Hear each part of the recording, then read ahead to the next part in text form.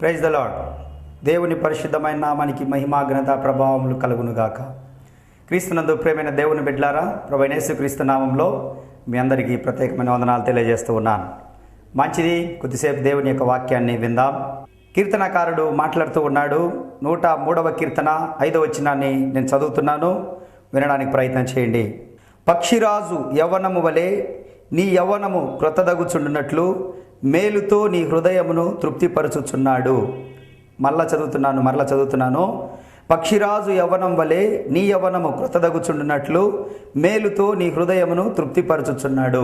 దేవునికి స్తోత్రం.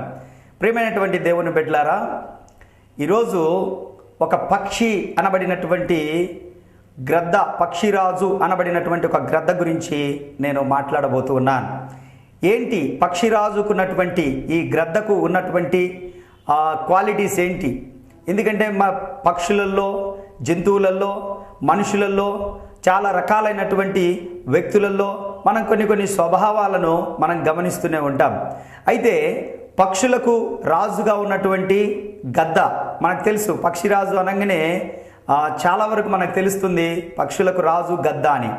అయితే ఈ గద్ద యొక్క ప్రాముఖ్యమైనటువంటి విషయాన్ని పరిశుద్ధాత్మ దేవుడు ఇక్కడ పొందుపరిచాడు. ఏంటి పక్షిరాజుకు ఉన్నటువంటి ప్రత్యేకత ఏంటి అంటే, గద్దకు ఉన్నటువంటి ప్రత్యేకత ఏంటి, దాని యొక్క జీవిత విధానం ఏంటి, దాని యొక్క వైఖరి ఏంటి, దాని పద్ధతులు ఏంటి, ఏ విధమైనటువంటి ప్రదేశాలలో అది నివసిస్తుంది, ఎలాంటి ఆహారాన్ని అది తింటుంది, దాని యొక్క పరిస్థితి ఎలా ఉంటుంది అనేటువంటి విషయాన్ని నేను మీకు తెలియచేయాలనుకుంటున్నాను. మంచిది, ప్రియమైన దేవుని బిడ్డలారా, పరిశుద్ధాత్మ దేవుడు ఈ పక్షిరాజు గురించి ఒక ప్రత్యేకమైనటువంటి విషయాన్ని అక్కడ రాసి ఉంచాడు. ఏంటి ఆ ప్రత్యేకమైన విషయం అంటే, పక్షిరాజు యవ్వనము అనేటువంటి విషయాన్ని అక్కడ మెన్షన్ చేయడం అనేది జరిగింది, ప్రస్తావించడం అనేది జరిగింది. అంటే ఈరోజు యవ్వన ప్రాయము అనేటువంటి దాని గురించి నేను మాట్లాడబోతూ ఉన్నాను. ఏంటి యవ్వన ప్రాయము అనంటే, సహజంగా మనము శరీర సంబంధమైనటువంటి యవ్వనాన్ని గురించి తరచుగా చాలామంది దైవజనులు మాట్లాడుతూనే ఉంటారు. నేను మాట్లాడేది శరీర సంబంధమైనటువంటి మన యవ్వన జీవితం గురించి నేను మాట్లాడట్లేదు. లేకపోతే చిన్న ప్రాయం నుంచి, మధ్య ప్రాయం నుంచి, ముసలి ప్రాయం నుంచి యవ్వన జీవితం గురించి ఇలాంటి అంశాలు నేను మాట్లాడట్లేదు. ప్రియమైన దేవుని బిడ్డారా, దేవుడు ఆదాము హవ్వను కలగజేసినప్పుడు దేవుడు వారిని యవ్వన ప్రాయంలోనే కలగజేశాడు. అంటే వారిని యవ్వనస్తులుగా తయారు చేశాడు. వారిని చిన్నపిల్లలుగా తయారు చేయలేదు, లేకపోతే నడికారు వయసులో తయారు చేయలేదు, లేకపోతే వాళ్ళని ముసలి వాళ్ళుగా తయారు చేయలేదు. అయితే దేవుడు ఆదాము హవ్వలను ఎలా తయారు చేశాడు అనంటే, వారిని పుట్టుకతోనే యవ్వనస్తులుగా తయారు చేశాడు. దేవునికి స్తోత్రం కలుగును గాక. యవ్వన ప్రాయం అనేది బలానికి సాదృశ్యంగాను, యవ్వన ప్రాయంలో చురుకుదనంగా ఉండడము, యవ్వన ప్రాయంలో ఏదైనా చేయడానికి సామర్థ్యము, సత్వ ఉంటూ ఉంది. ఎందుకంటే యవ్వనస్తులను మనం చూస్తూ ఉంటాం. యవ్వనస్తులు చాలా శక్తిగా, చాలా యుక్తిగా, లేకపోతే బలంగా, వారి యొక్క ప్రయత్నాలు గట్టిగా ఉంటాయి, వారి దెబ్బ కూడా గట్టిగానే ఉంటుంది. అంటే యవ్వన ప్రాయంలో మనం గమనిస్తూ ఉంటే యవ్వన జీవితం అనేది చాలా ప్రాముఖ్యం. మనిషి మనుగడలో యవ్వన జీవితం అనేది చాలా ప్రాముఖ్యం. అయితే ఈరోజు నేను చెప్తున్నాను, మనం మాట్లాడుకోబోతున్నటువంటి యవ్వన ప్రాయం ఏంటి అంటే, ఆత్మ సంబంధమైనటువంటి యవ్వన జీవితం. ఈ భూ సంబంధంగా మానవుడు పుట్టుకతో వచ్చినటువంటి, లేకపోతే పెరిగే కొద్ది వచ్చినటువంటి ఈ యవ్వన జీవితం గురించి కాకుండా, ఎందుకంటే ఈ యవ్వన జీవితము కొద్ది సంవత్సరాలకు ముసలి ప్రాయంలోనికి వచ్చేస్తుంది. శరీరము, చర్మము మడతలు పడడం అనేది గమనిస్తూ ఉంటాం. ఎప్పుడైతే మనం ముసలి ప్రాయంలోకి వస్తామో ఒకళ్ళ మీద ఆధారపడడం ప్రారంభిస్తాం. ఆ తర్వాత మనలో మనం మానసికంగా కృంగిపోతాం. అయ్యో, నేను ఇంకా యవనస్తునిగా ఉండింటే బాగుండు, లేకపోతే నేను ఇంకా నాకు బలంగా ఉండింటే బాగుండు, మంచి ఆరోగ్యం ఉండింటే బాగుండని చెప్పి వృద్ధాప్యంలో ఉన్నటువంటి వారు చాలా ఆలోచనలు కలిగి ఉంటారు. అయితే ఈరోజు దేవుడు మనతో మాట్లాడుతున్నది ఏంటి అంటే, ఆత్మ సంబంధమైనటువంటి యవ్వన ప్రాయము నీవు కలిగి ఉన్నావా? ఏంటి ఆత్మ సంబంధమైన యవ్వన ప్రాయం ఏంటయ్యా అని అంటే, ఈరోజు మనం కొన్ని విషయాలు తెలుసుకుందాం. పక్షిరాజుని గురించి నేను మాట్లాడి ఆ తర్వాత మనకు ఆత్మ సంబంధమైనటువంటి యవన ప్రాయం అంటే ఏంటి అనేటువంటి విషయాలు నేను మీకు తెలియచేస్తాను. చాలా జాగ్రత్తగా వింటే ఇందులోని కొన్ని రహస్యాలు మీకు తెలియచేయాలని పరిశుద్ధాత్మ దేవుడు ఆశపడుతూ ఉన్నాడు. ప్రియమైన దేవుని బిడ్డలారా, చూస్తున్నటువంటి మీలో ఒక నూతనమైనటువంటి ఆలోచన కలిగే రీతిలో దేవుడు మాట్లాడబోతూ ఉన్నాడు. వినండి, చాలా జాగ్రత్తగా వినండి. ప్రియమైన దేవుని బిడ్డలారా, పక్షిరాజు అనబడినటువంటి గ్రద్ద, దానికి ముసలితనం అనేది లేదు. నెంబర్ 1, పక్షిరాజు అనబడినటువంటి గ్రద్దకి ముసలితనము లేదు. అది యవ్వనంగానే ప్రతి సంవత్సరం కూడాను, ప్రతి నెల కూడాను, ప్రతి రోజు కూడాను యవ్వన ప్రాయంలోనే ఉంటుంది. ఈ ఆపర్చునిటీ, ఈ అవకాశం ఎవరికైనా ఉందా అంటే ఎవరికి లేదు. జంతువులు కూడా అవి పుట్టడము, లేత ప్రాయం నుంచి యవన ప్రాయం నుంచి వృద్ధాప్యంలోకి వచ్చి చనిపోవడం అనేది జరుగుతుంది. మానవులు కూడా చిన్నతనం నుంచి యవన ప్రాయంలో నుంచి వృద్ధాప్యంలోకి వచ్చి మానవులు కూడా చనిపోవడం జరుగుతుంది. కానీ పక్షులలో కూడా ఒక ప్రత్యేకమైనటువంటి పక్షి గ్రద్ద. ఈ గ్రద్దకు మాత్రమే ఈ అవకాశం ఉంది. దేవునికి స్తోత్రం. ఈ అవకాశం మనకు కూడా ఉంటే చాలా బాగుండని అనుకుంటారు కదా. నేను ఎప్పుడు యవ్వనంగానే ఉండాలి, యంగ్ స్టార్గా ఉండాలి, ఎప్పుడు నేను చాలా స్టామినాతో ఉండాలి, అసలు నాకు వృద్ధాప్యం అనేదే రాకూడదు. చాలామంది స్త్రీలు కానీ పురుషులు కానీ మేకప్లు ఎందుకు చేస్తున్నారు, రకరకాల క్రీములు ఎందుకు వాడుతున్నారు, రకరకాలైనటువంటి సోపులు ఎందుకు వాడుతున్నారు? కారణం ఏంటంటే నా చర్మం ఎప్పుడు నిగనిగలాడుతూ ఉండాలి, నా చర్మం ఎప్పుడు తెల్లగా ఉండాలి, లేకపోతే నేను ఎప్పుడు యవ్వనంగా కనపడాలి, నా చర్మం ముడతలు పడ్డట్టు కనపడకూడదు అని చెప్పి చాలా మంది తెల్ల ఎంట్రుకలు వచ్చినాయని రంగులేస్తూ ఉంటారు. దేవునికి స్తోత్రం. అంటే వృద్ధాప్యంలో ఉన్నానని నేను కనపడకూడదు, వృద్ధాప్యంలో ఉన్నానని నన్ను అనుకోకూడదు, నేను ఎప్పుడు యవ్వనంగా కనపడాలి అని కోరుకుంటాం. కానీ ఆ అవకాశము పక్షిరాజు అనబడినటువంటి గ్రద్దకు దేవుడు అవకాశాన్ని ఇచ్చాడు. దేవునికి స్తోత్రం. ఏంటి గద్దకున్నటువంటి స్పెషాలిటీ ఏంటంటే, ఎందుకు అది ఎప్పుడు యవ్వనంగానే ఉంటుంది, ఎప్పుడు చురుకుగానే ఉంటుంది, ఎప్పుడు బలంగానే ఉంటుంది, ఎప్పుడు ఎత్తైన ప్రదేశాలకు వెళ్ళిపోతుంది, 6000 అడుగుల పైకి అది ఎగరగలుగుతుంది. ఇంత స్టామినా, దీనికి ఇంత బలము, లేకపోతే ఇంత సామర్థ్యము, ఇంత శక్తి, ఇంత చురుకుదనము ఎక్కడి నుంచి వస్తుంది అని అంటే, దానికి అది ఎప్పుడూ కూడాను యవ్వనంగా ఉంటుంది. అది ఎప్పుడు యవ్వనంగా ఉండడానికి దాని యొక్క రహస్యం ఏంటి పాస్టర్ గారు అని మీరు అడగొచ్చు. అవును, అది ఎప్పుడు యవ్వనంగా ఉండడానికి అది ఏదైనా సోపు వాడుతుందా, లేకపోతే ఏమైనా మెడిసిన్ వాడుతుందా, లేకపోతే ఏమైనా క్రీములు వాడుతుందా, మనలాగా ఏమైనా పెయింటింగ్ ఏమైనా వాడుతుందా, లేకపోతే మనలాగా ఏమైనా నాటు వైద్యం కానీ లేకపోతే ఔషధాలు కానీ ఏమైనా తింటుందా? నో నో నో నో లేదండి, అటువంటిది ఏం లేదు. ఏంటి మరి అది ఎప్పుడు యవ్వనంగానే ఉండి యవ్వనంగానే చనిపోవడానికి గల కారణం ఏంటి అనంటే, ప్రియమైన దేవుని బిడ్డలారా, బైబిల్ చెప్తుంది, నీ యవ్వనము క్రొత్తదగుచుండునట్లు మేలుతో నీ హృదయమును తృప్తిపరచుచున్నానని అక్కడ మాట్లాడాడు కదా. ఈ పక్షిరాజుకున్నటువంటి ఈ యవ్వన ప్రాయము ఎలా ఎప్పుడు అలాగనే ఉంటుంది అని అడిగితే, ఆ పక్షికి 2 రెక్కలు ఉంటాయి కదండి, ఆ 2 రెక్కలకు ఈకలు ఉంటాయి కదండి.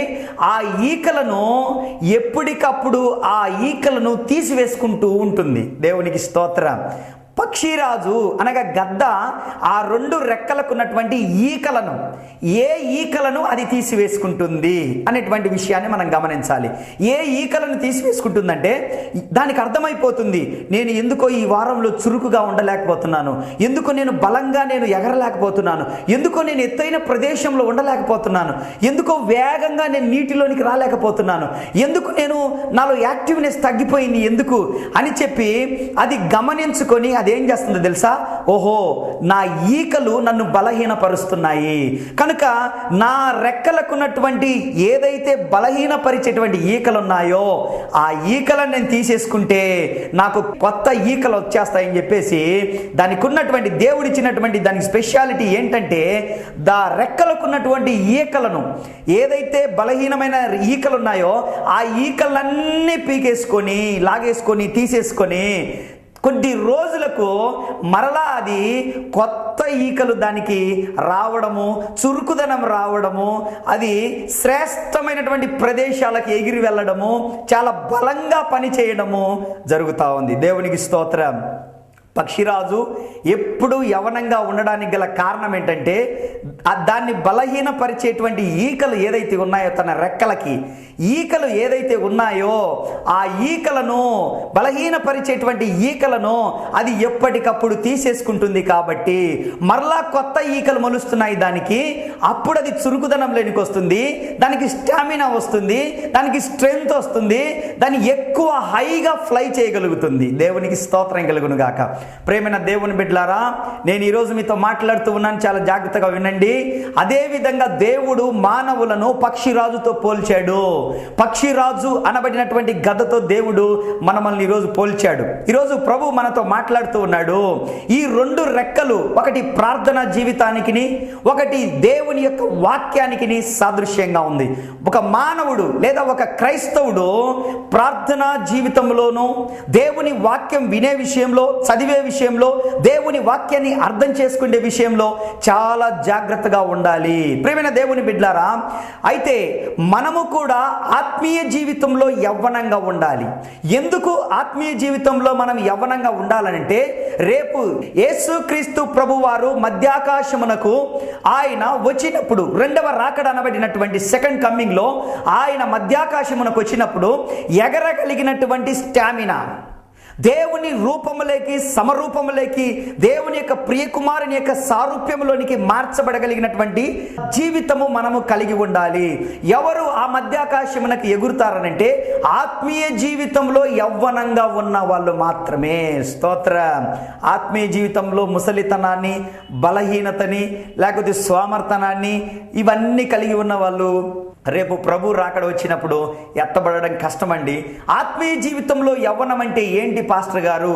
మనం ఎప్పుడు ఆత్మీయ జీవితంలో యవ్వనంగా ఉండాలంటే ఏమి చేయాలి అని అంటే, మనకు కూడా ఏ విధంగా గద్దకు, రెక్కలకు కొన్ని ఈకలు పీకేసుకుంటూ ఉందో, తీసేసుకుంటుందో, అదే విధంగా మనలో ఉన్న బలహీనతలు అనేటువంటి ఈకలను మనకు మనమే తీసివేసుకోవాలి. చాలామంది అంటారు, దేవుడా నాలో ఉన్న బలహీనతలను తీసివేయి, బలహీనతలను తీసివేయి. కాదు, కొన్ని బలహీనతలను మనమే తీసివేసుకోవాలి. ఉదాహరణకు ఒక మాట చెప్తాను. ఉదాహరణకు కోపము అనేటువంటి ఈక నీకు మొలిసింది. కోపం లేని వాళ్ళు ఎవరైనా ఉన్నారా? అందరికీ కోపం వస్తుంది. సమయ సందర్భానుసారాన్ని బట్టి కోపం వస్తుంది. కొంతమందికి ఉట్టిగానే కోపం వస్తుంది, కొంతమందికి ముక్కు మీదనే ఉంటుంది కోపం, కొంతమంది మాట్లాడరు, కరుస్తూ ఉంటారు. ఉదయాన్నే తల్లిదండ్రులు లేరా, లేచి వేకోజామున చదువుకోరంటే కరుస్తూ ఉంటారు. ఆడపిల్లలకి ఏదైనా పని చెప్తే అంట్లు తోమని చెప్పడమో, బట్టలు ఉతకడమని చెప్పడమో, లేకపోతే ఏదైనా మంచి మాటలు చెప్తే వాళ్ళు కూడా తల్లిదండ్రుల మీద కరుస్తూ ఉంటారు. మాట్లాడరు, వాళ్ళు కరుస్తూ ఉంటారు. నాకు తెలుసుపోమ్మా, నాకు తెలియదా అని చెప్పి ఇష్టానుసారంగా మాట్లాడతారు చాలామంది. ప్రియమైన దేవుని బిడ్డలారా, కోపము అనేటువంటిది బైబిల్ చెప్తుంది మనము తీసివేసుకోవాల్సినటువంటిది. కోపము అనేటువంటిది దేవుడు వచ్చి తీసేయడు. కోపాన్ని చాలామంది తెలియక ప్రాణం చేస్తారు. ప్రభువా నాకు కోపం తగ్గిపోయింది, నాకు ఎక్కువైపోయింది ప్రభు కోపము, కనుక కోపం తగ్గి. ప్రభు కోపం తగ్గాడు, నీకు నువ్వు తగ్గించుకోవాలి కోపాన్ని. దేవునికి స్తోత్ర.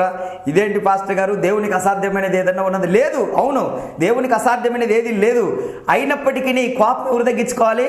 మనమే తగ్గించుకోవాలి. ఎందుకంటే బైబిల్ గ్రంథంలో ఒక మాట ఉంది. యాకోబు రాసినటువంటి పత్రిక 1వ అధ్యాయం 20 వచనాన్ని ఒకసారి చూస్తే, నరుని కోపము దేవుని నీతిని నెరవేర్చదు. నరుని కోపము దేవుని నీతిని నెరవేర్చదు. అంటే దేవుని నీతిని నెరవేర్చని విషయాలు మనలో ఉన్నప్పుడు మనం ఏం చేయాలి? వాటిని తీసివేసుకోవాలి. ఎందుకంటే దేవుని మహిమపరచడం కొరకే మనం ఉన్నాం. దేవుని గణపరచాలి. మన ప్రవర్తన ద్వారా, మన తలంపుల ద్వారా, మన ఆలోచనల ద్వారా, మన ఉద్దేశాల ద్వారా, మన శరీరము ద్వారా, మన మనస్సు ద్వారా, మన యొక్క ప్రవర్తన లేకపోతే మన యొక్క క్రియల ద్వారా, మన వైఖరి ద్వారా దేవునికి మహిమ కలిగేటట్లుగానే మనము బ్రతకాలనేది దేవుని ఉద్దేశం. కారణం ఏంటంటే మనము కోపము అనేటువంటి ఈక, ఎందుకంటే నిన్ను బలహీనపరుస్తుంది. ఎందుకు కోపపడుతున్నావో తెలియదు, ఎందుకు నీకు కోపం వస్తుందో తెలియట్లేదు, ఎవరి మీద నువ్వు కోపపడుతున్నావు అర్థం కావట్లేదు. నీకు భార్యాభర్తల మధ్య కోపం, తల్లిదండ్రుల మధ్య కోపము, పిల్లలు తల్లిదండ్రుల మధ్య కోపము, అబ్బో ఏందేందో ఎందుకు కోపం వస్తుందో తెలియకుండా నువ్వు బ్రతుకుతున్నావేమో, అనవసరమైన విషయాలకు కోపడుతున్నావేమో. ఒకసారి నువ్వు ఆలోచన చేసుకో. Check yourself. నిన్ను నువ్వు ఆలోచన చేసుకోవాలి, నిన్ను నువ్వు పరీక్షించుకోవాలి ఒకసారి. అవును, నేను దేనికి కోపడుతున్నాను? నా భార్య మీద ఎందుకు కోపడుతున్నాను? ఊరికొరిక ఎందుకు కోపం వస్తుంది? లేకపోతే నా భర్త మీద ఎందుకు ఇసుక్కుంటున్నాను? ఎందుకు కోపం వస్తుంది? నా పిల్లల మీద ఎందుకు నాకు ఊరికొరిక కోపం వస్తుంది? లేకపోతే నా తల్లిదండ్రుల మీద ఎందుకు నాకు కోపం వస్తుంది? లేకపోతే నాతో ఉన్న స్టాఫ్ మీద ఎందుకు నాకు కోపం వస్తుంది? లేకపోతే నా దగ్గర పనిచేసే వాళ్ళ మీద ఎందుకు నాకు ఊరికనే కోపం వస్తుంది? లేకపోతే నా సంఘంలో ఉన్న వాళ్ళ విశ్వాసుల మీద ఎందుకు నాకు ఊరికనే కోపం వస్తుంది? యవనస్తుల మీద నాకు ఎందుకు కోపం వస్తుంది ఊరికనే? అంటే నా కుమార్తె మీద ఎందుకు నేను కోపడుతున్నాను?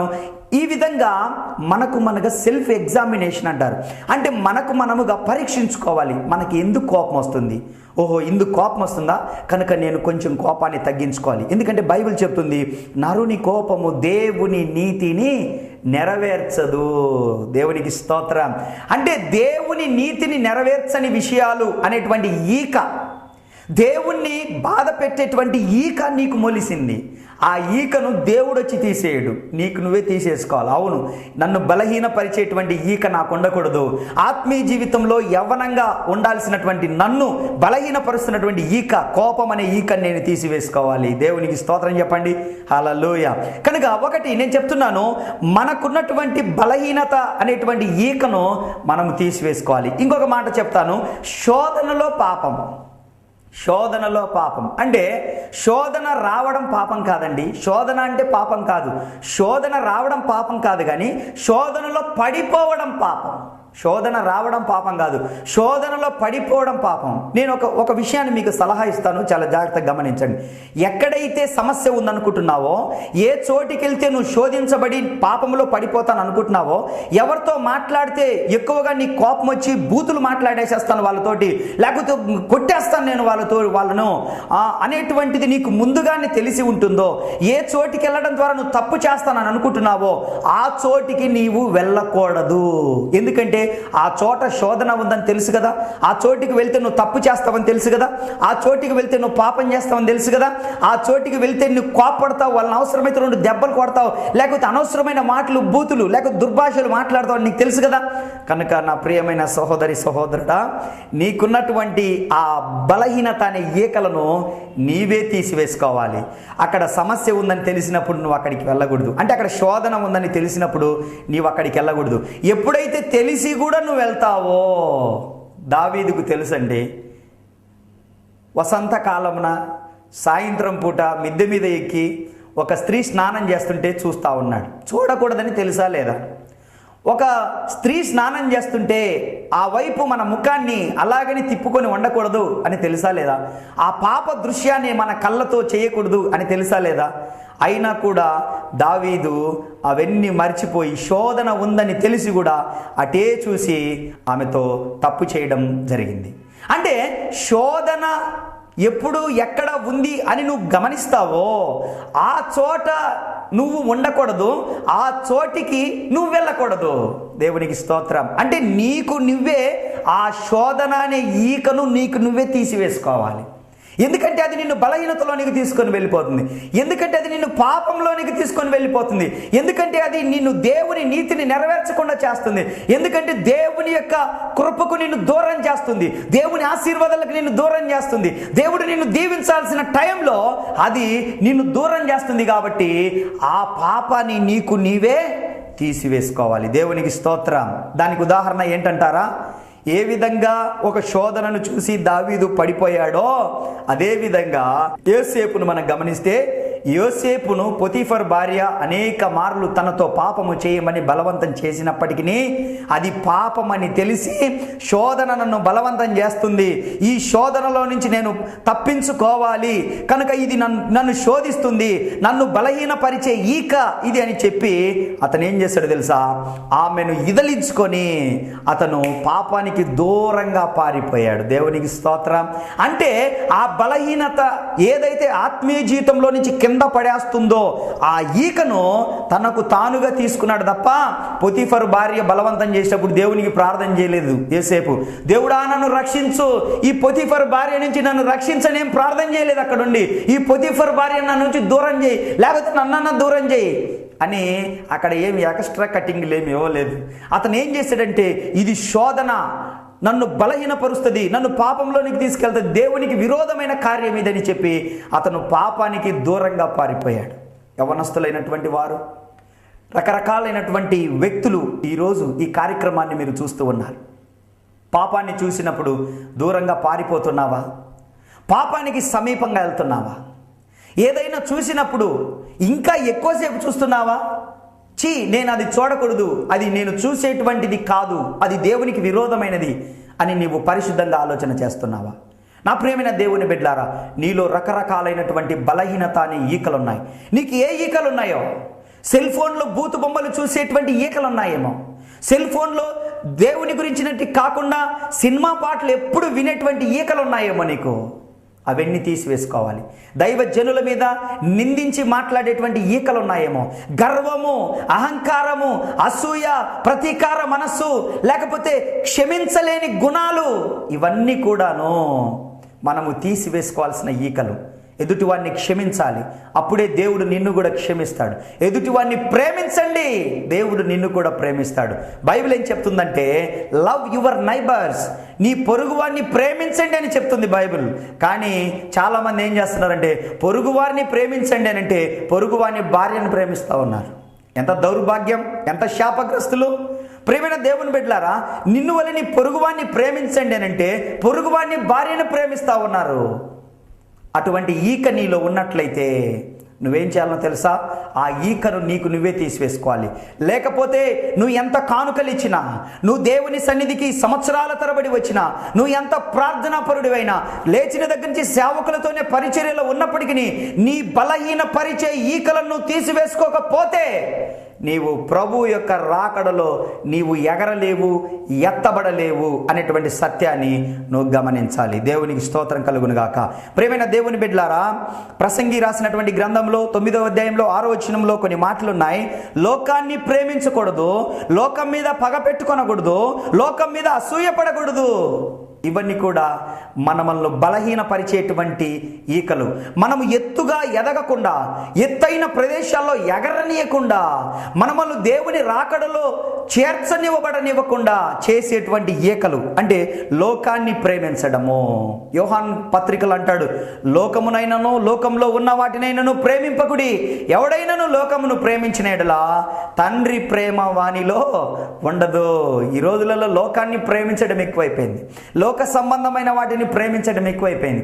లోక సంబంధమైన వ్యక్తులపైన మమకారము, లోక సంబంధమైన వస్తువులపైన మమకారము, లోక సంబంధమైన ఆస్తిపాస్తులపైన మమకారము, లోక సంబంధమైన సుఖభోగాలపైన మమకారము పెంచుకొని పాడైపోతున్నారు. లోకంలో ఉన్న దేన్నైనా నువ్వు ప్రేమిస్తే దేవుడు నిన్ను ప్రేమించడము తక్కువైపోయిద్దేమో. చాలా జాగ్రత్తగా గమనించుకో ప్రియమైన దేవుని బిడ్డలారా. ఇంకొక విషయం అంటున్నాడు, పగ పెట్టుకొనకూడదు అంటే దీని అర్థం ఏంటంటే, క్షమించేటువంటి ఈకలు నీకు ఉండాలి కానీ ప్రతీకారమైనటువంటి ఈకలు నీకు ఉండకూడదు. క్షమించేటువంటి, అవును, నిన్ను కొన్ని సందర్భాల్లో కొంతమంది గాయపరిచి ఉంటారు, ఓకే, నో ప్రాబ్లం. కొన్ని సందర్భాల్లో నిన్ను మోసం జరిగి ఉంటుంది నీకు, ఓకే, నో ప్రాబ్లం. కొన్ని సందర్భాల్లో నిన్ను డబ్బులు తీసుకొని ఏం చేసుకుంటావో చేసుకోపోని ఉంటారు, అయినా కూడా నువ్వు క్షమించాల్సినటువంటి అవసరత ఉంది. ఎందుకో తెలుసా? భూ సంబంధమైన వాటి కొరకు నీవు దేవుణ్ణి విడిచిపెట్టుకుంటే రేపు దినాన నీవు దేవుని రాకడలో ఎత్తబడడం కష్టము. కనుక ప్రతీకారమైన మనస్సు విడిచిపెట్టాలి. ఆ ఈకలు మనము తీసివేసుకోవాలి. రకరకాలైనవి ఉన్నాయండి, చాలా బైబిల్లో రకరకాలైనటువంటి ఈకలు ఉన్నాయి, బైబిల్లో రకరకాలైనటువంటి మాటలు ఉన్నాయి. మనము వాటికంటే ఎక్కువైనటువంటి బలహీనతలు అనేటువంటి ఈకలు కలిగి ఉన్నామేమో. ఎందుకంటే నీ గురించి నీకే తెలుసు, నీ వ్యక్తిగత జీవితం నీకే తెలుసు. నువ్వు ఒంటరిగా ఉన్నప్పుడు ఎలా ఆలోచిస్తావో అదే నీ జీవితం. కనుక ఆ టైంలో నీకు వచ్చేటువంటి ఆలోచనలు, ఆ బలహీనత తీసేసుకోవాలి. ఆ టైంలో నువ్వు ప్రవర్తించే ప్రవర్తన ఒకవేళ చెడుగా ఉంటే ఆ ఈకలు నువ్వు తీసేసుకోవాలి. అంటే ఈరోజు నేనేం చెప్తున్నానంటే, గ్రద్ద ఏ విధంగా తన పాత ఈకలను తీసివేసుకొని తనను బలహీనపరిచేటువంటి ఈకలను తీసివేసుకొని తనను ఎగరనివ్వకుండా, తనను ఎత్తైన ప్రదేశాల్లో తిరగనివ్వకుండా, లేకపోతే తనకు బలాన్ని రానివ్వకుండా, ఆరోగ్యాన్ని కలగనివ్వకుండా ఏ ఈకలైతే తనకున్నాయో అవన్నీ కూడా పక్షి తీసివేసుకోవడము ద్వారా దానికి యవ్వన ప్రాయము వస్తూ ఉంది. ప్రతిరోజు, ప్రతి వారం, ప్రతి నెల, ప్రతి సంవత్సరం కూడా అది ఎప్పుడు కూడా యవ్వనములోనే ఉంటుంది. దేవునికి స్తోత్రం కలుగునుగాక. అదేవిధంగా నీవు నేను ఆత్మీయ జీవితంలో యవ్వన ప్రాయంలో ఉండాలి, ఆత్మీయ జీవితంలో యవ్వనంగా ఉండాలి. అందుకే కాలేబు అంటున్నాడు బైబిల్ గ్రంథంలో, మోషే నన్ను పంపినప్పుడు 40 సంవత్సరముల వాడను నేను, అప్పుడు నాకెంత బలమున్నదో ఇప్పుడు నేను 80 ఏండ్ల వాడను. 40 సంవత్సరాలప్పుడు ఎంత బలమున్నదో 80 సంవత్సరాలప్పుడు కూడా నాకు అంతే బలమున్నది. అంటే అతను మాట్లాడింది భూ సంబంధమైన శరీరానికి సంబంధించిన బలము గురించి కాదండి. అతను ఆత్మీయ జీవితంలో నేను అదే బలము కలిగి ఉన్నానని చెప్పాడు. స్తోత్రం చెప్పండి. హల్లెలూయా. అంటే ఈరోజు నీవు నేను కూడా ఆత్మీయంగా, బలంగా, ఉద్రేకంగా, ఉజ్జీవంగా పరిశుద్ధాత్మతో ప్రారంభించినటువంటి ప్రార్థనా జీవితంతో ప్రారంభించిన మన జీవితము ఏ విషయాలలో బలహీనపడిపోతూ ఉంది, ఏ విషయాలలో వెనకబడిపోతూ ఉన్నాం, ఏ విషయాలలో దేవునికి విరోధమైన కార్యంగా విరోధమైనటువంటి పనులు మనం చేస్తున్నాం, అవన్నీ కూడా మనము తీసివేసుకోవాల్సినటువంటి అవసరత ఉంది. నా ప్రియమైన దేవుని బిడ్డలారా, చాలా జాగ్రత్తగా ఉండండి. నీలో అహంకారం అనేది ఉందేమో, డబ్బు చూసుకొని అతిశయపడుతున్నావేమో, లేకపోతే హోదా చూసుకొని అతిశయపడుతున్నావేమో, ఉద్యోగాన్ని చూసుకొని ఎవరిని లెక్క చేయట్లేదేమో, లేకపోతే దైవజనులను శాసించే వ్యక్తిగా ఉన్నావేమో. జాగ్రత్త. ఈ బలహీనతలన్నీ నువ్వు తీసివేసుకుంటేనే నీవు ఆత్మీయ జీవితంలో యవ్వన ప్రాయము కలిగి ఉంటావు. దేవునికి స్తోత్రం కలుగును గాక. హల్లెలూయా. కనుక నా ప్రియమైన దేవుని బిడ్డలారా, బైబిల్ అందుకే ఒక మాట సెలవిస్తుంది బైబిల్ గ్రంథంలో. ఎఫెసీయులకు రాసిన పత్రిక 4వ అధ్యాయం 24వ వచనములు అంటాడు, నీతియు యథార్థమైన భక్తియు గలవారై. జాగ్రత్తగా గమనించండి. నీతియు యథార్థమైన భక్తియు గలవారై దేవుని పోలికగా సృష్టింపబడిన నవీన స్వభావముగా ధరించుకొనవలెను. మనము దేవుని పోలికలోనికి రావాలి. ఆయన ప్రియకుమారుడైనటువంటి యేసుక్రీస్తు యొక్క సమరూపంలోనికి మనం రావాలి. అంటే మనము నవీన స్వభావాన్ని ధరించుకోవాలి. అంటే పాత వాటిని విడిచిపెట్టి వేయాలి. పాపపు జీవితాన్ని, వ్యభిచార జీవితాన్ని, అమ్మాయిలకు సైట్లు కొట్టే విధానాన్ని, అబ్బాయిలను ఏడిపించే విధానాన్ని, ర్యాగింగ్లు, నీ కాలేజీలో ర్యాగింగ్ చేస్తున్నావేమో, నీ కాలేజీలో ఏంటేంటో చేస్తున్నావేమో, నువ్వు పనికి వెళ్ళిన చోట ఏంటేంటో చేస్తున్నావేమో, నీ పర్సనల్, అది నీకు తెలుసు, నీ వ్యక్తిగతమైన విషయం. నన్ను ఎవరు చూడలేదు అనుకుంటున్నావేమో, దేవుడు చూస్తున్నాడు. ఇవన్నీ కూడా నువ్వు మానుకోవాలి. ఈ ఈకలన్నీ కూడా నీకు నీవుగా తీసివేసుకోవాలి. అవును ప్రభువా, ఇన్ని రోజులు నేను తెలుసుకోలేకపోయాను ప్రభువా, ఈ ఈకను నేను తీసివేసుకోవాలి. అప్పుడే నేను ఆత్మీయ జీవితంలో బలంగా ఉంటాను, ఆత్మీయ జీవితంలో చురుకుదనంగా ఉంటాను, ఆత్మీయ జీవితంలో ఎదుగుదలలోనికి వచ్చేస్తాను, ఆత్మీయ జీవితంలో అభివృద్ధిలోనికి వచ్చేస్తాను. దేవునికి స్తోత్రం. కనుక నా ప్రియమైన దేవుని బిడ్డలారా, దేవుని స్వరూపంలోనికి నీవు నేను మార్చబడాలంటే నీ పాత స్వభావాలు వెంటనే విడిచిపెట్టుకోవడానికి ప్రయత్నం చేయాలి. నేను ఒకటి చెప్తానండి, ఒకేసారి మీరు మారలేరు. ఒకేసారి ఎవరు దేవుని స్వరూపంలోనికి మారలేరు. అయితే ఒక్కొక్కటిగా ఒక్కొక్క బలహీనత, రోజు రోజుకు, వారం వారం, నెల నెల కొన్ని బలహీనతలన్నీ కూడా మనలో ఉన్నటువంటి దేవునికి ఆయాసకరమైన అన్నీ కూడాను ఒక్కొక్కటిగా మనము తీసివేసుకోవడానికి ప్రయత్నం చేయాలి. దేవునికి స్తోత్రం. దీని నుంచి నేను తీసివేసుకోలేనండి, దీని నుంచి నేను బయటికి రాలేనని చెప్తున్నావంటే నీవు సాకు చెప్తున్నావు. తీసివేసుకోలేనటువంటిది ఏదీ లేదు. ఖచ్చితంగా దేవుడు నీకు ఆ విషయంలో సహాయకర్తగా ఉంటాడు. దేవునికి స్తోత్రం కలుగును గాక. రెండవదిగా నేను చెప్తూ ఉన్నాను, ఒకటి, అది యవనంగా ఉండడానికి తనను బలహీనపరిచే ఈకలను తీసివేసుకోవడం ద్వారా యవనంలోనికి వస్తుంది. అది మనము కూడా మన వల్ల ఆత్మీయంగా బలహీనపరిచేటువంటి ఏంటో, ఒకవేళ సినిమాల, సీరియల్లా, లేకపోతే ఎదుటి వారిని చూస్తే కోపం వస్తుందా, లేకపోతే నీ కుటుంబాన్ని చూస్తే కోపం వస్తుందా, నీ ఆర్థిక సంబంధమైన స్థితి ద్వారా నీకు కోపం వస్తుందా, దేని ద్వారా నీవు బలహీనపడిపోతున్నావో ఆ బలహీనతలన్నిటిలో నుంచి దేవుని సహాయం అడుగు. ప్రభా, ఈ బలహీనతలన్నిటిని తీసివేసుకుంటున్నాను ప్రభా, నాకు సహాయము చేయి, అవి తీసివేసుకునేటట్లు నాకు సహాయము చేయి ప్రభా అని నువ్వు అడగగలిగితే ఖచ్చితంగా దేవుడు నీకు సహాయం చేస్తాడు. దేవునికి స్తోత్రం. ఒకటి, పక్షి రెక్కల గురించి, ఈకల గురించి మనం మాట్లాడుకున్నాం. రెండవది, ఆ పక్షిరాజు యొక్క గోర్లు చాలా పొడవుగా వచ్చేస్తూ ఉంటాయి. దానికి గోర్లు చాలా పొడవుగా వచ్చేస్తుంటాయి. అయితే ఇది ఏం చేస్తుంది తెలుసా, బండరాయి దగ్గరికి వెళ్ళి ఒక ప్రదేశంలో, ఎత్తైన ప్రదేశాలలో బండరాయి దగ్గరికి వెళ్ళి తన గోర్లు తన పిల్లలకు హాని చేయకూడదని, తన పిల్లల దగ్గర ఉన్నప్పుడు వాటితో ముద్దులాడుతున్నప్పుడు, లేకపోతే వాటితో ఆడుకుంటున్నప్పుడు వాటిని తీసుకెళ్ళాలి, ఇంకొక ప్రదేశానికి తీసుకెళ్ళాలనుకున్నప్పుడు ఆ గోర్లు దానికి తగిలి హాని జరగకూడదని చెప్పేసి ఈ పక్షిరాజు ఏం చేస్తుందంటే బండ దగ్గరికి వెళ్ళి తన గోర్లను అరగదీసుకుంటుంది.